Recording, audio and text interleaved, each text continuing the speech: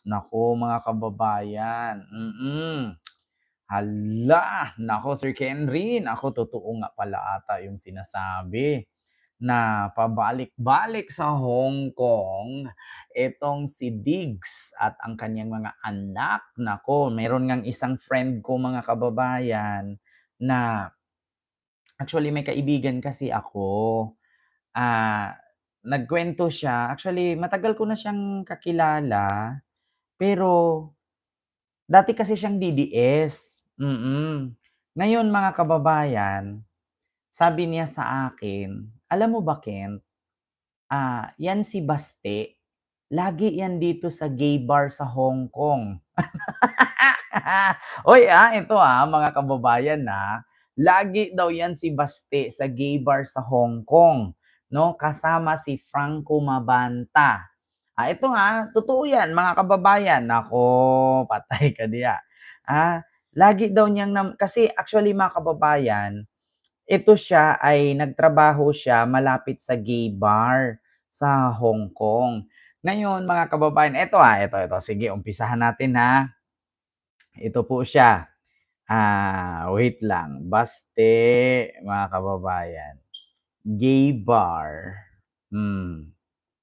sa HK. Ito, mga kababayan, may nag-ano sa akin, nagsabi niyan. So, sabi ko, "Paano ka naka-sure?"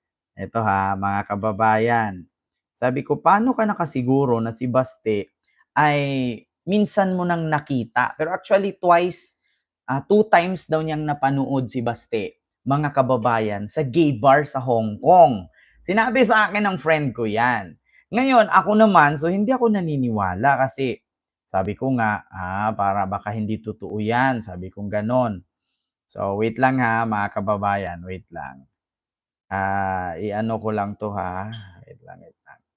Para mapanood ninyo at ito nga ang sabi niya sa akin, alam mo ba, sabi niya, "Alam mo ba, Kent, na 'yan si Baste minsan na 'yang napunta dito sa gay bar, sa Hong Kong." Ito, ito mga kababayan. Wait lang. Actually mga kababayan, ayan. Ito ba 'yan? Ito, mga kababayan, ayan. So, ito po siya, meron akong i-ano na picture. Sabi niya, "Kent, ganito siya. Meron akong napanood sa TikTok na kung saan isinare nung isang babae yung naturang picture ni Franco Mabanta at ni Basti Duterte na naglagi silang pumupunta sa gay bar sa Hong Kong." So ngayon mga kababayan, ito po siya at which is pinost po 'yan ni Franco Mabanta. Eto mga kababayan. Lakihan ko lang, baka naman. Ayan. So ito po'y post ni Franco Mabanta. Ayan, si Franco Mabanta po nag-post. Ayan po siya mga kababayan. Netizen. Ayan. Netizen, basahin ko lang, "Nahalungkat ang lumang larawan ni Franco Mabanta kasama si Sebastian Duterte sa Hong Kong Gay Nightlife Hub." So mga kababayan, ayan po, sa ano po ito, Hong Kong Gay Nightlife Hub. So kung mapansin ninyo, yung likod ng bar, kung mapansin po ninyo, meron po siyang mga, yung design niya na bloke-bloke, yung cross-cross na yan, ay sa nightclub po yan sa Hong Kong. No, mga kababayan. So, kahit i-search nyo po, kung yung picture na yan, si Franco Mabanta, si Baste, at saka yung isa ay tinakpan. Hindi natin alam kung sino siya kasi hindi naman siya parte. So, kung i-search mo yung likod na yan, ito tandaan ninyo, mga kababayan, yan po yung larawan na kung saan ay nagpapatunay na girl lalo, girl lalo, girl lalo, lalo, lalo. Kasi nga, yan po ay ipinost ni Franco Mabanta no ng March 10, 2018 na nasa Hong Kong nightclub or gay nightlife hub si Baste at saka si Franco Mabanta. So ngayon mga kababayan, para maniwala po kayo, i-search po natin. So, i-search po natin, mamaya po mga kababayan, anuhin natin. So, i-search po natin, mga kababayan, ang Hong Kong Gay Nightlife Hub. Makita naman po natin mga kababayan yung image na kung saan, pag i-search nyo po, Hong Kong Gay Nightlife Hub, so lalabas po agad si Baste, si Franco. Ayan po yan mga kababayan. Yan po ay bar ng mga Becky. Ayan. So, hindi po ito paninira mga kababayan. May nag-share lang sa akin na lagi daw doon niyang nakikita si Basti kasi doon daw siya nag-work noon. So, sabi niya actually bata-bata pa daw si Basti at that time. Hindi pa daw ganyan hitsura, hindi pa daw sobrang payat, wala pa daw masyadong tattoo.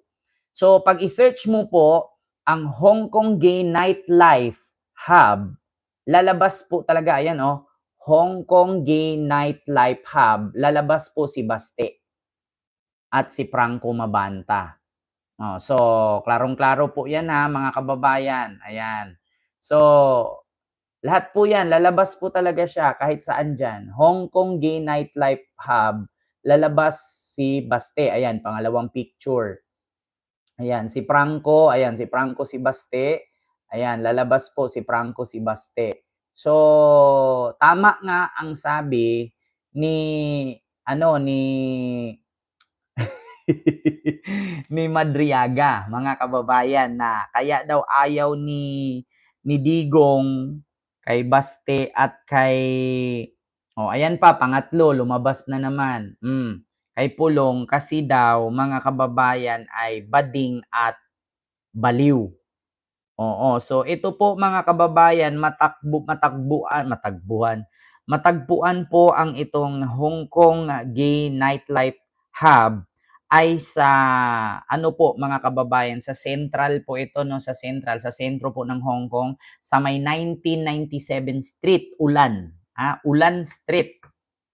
Ulan. May Ulan Street po dyan sa Hong Kong, sa Central. Makikita po yan siya pag umakyat po yan siya. Yan, di ba may mahabang escalator yan? Mahabang escalator.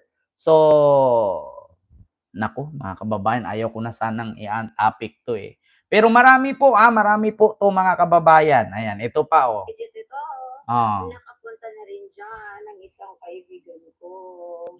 Legit daw ito. Ayan nakapunta. O ano ba talaga, Baste? Yung tatay mo talaga, binuking-buking ka pa, yan tayo eh. Umami na kasi be, magladlad na lang, wala namang mali eh.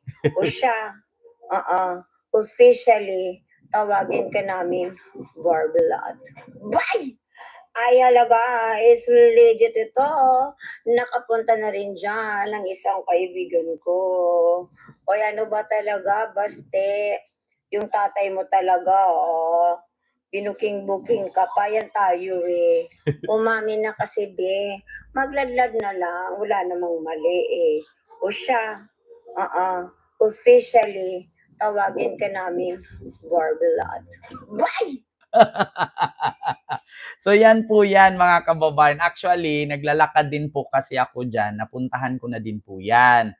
Kasi kung tatanungin niyo po ako, siguro mga nasa 5 beses na yata ako dyan pabalik-balik sa lugar na yon. Kaya sa mga nagtatanong kung totoo po yan, hindi po maitanggi po yan ni Baste mga kababayan, yung background. Yung background ng siya, actually yan VIP lodge yata yan.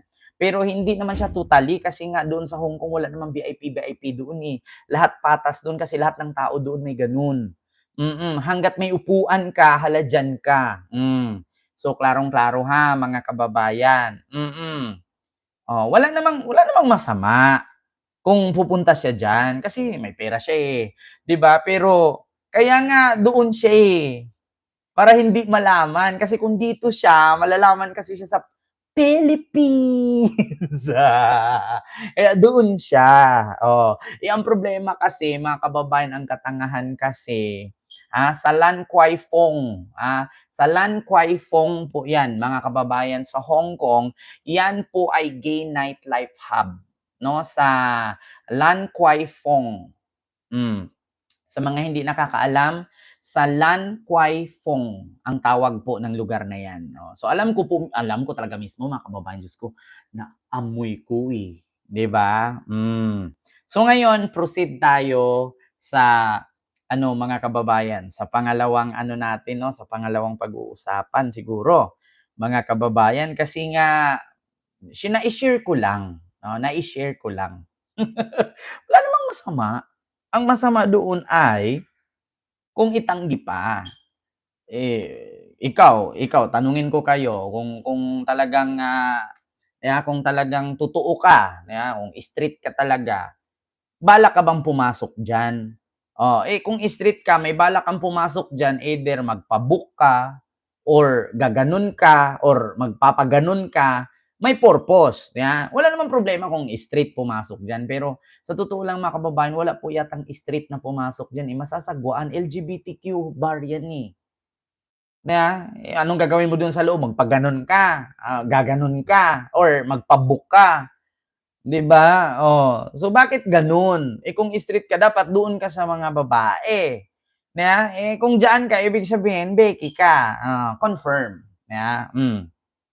So, 'yun po 'yun mga kababayan. Ito, walang kabas, hindi naman tayo kailangan dito ng sibil, hindi naman tayo mga bata.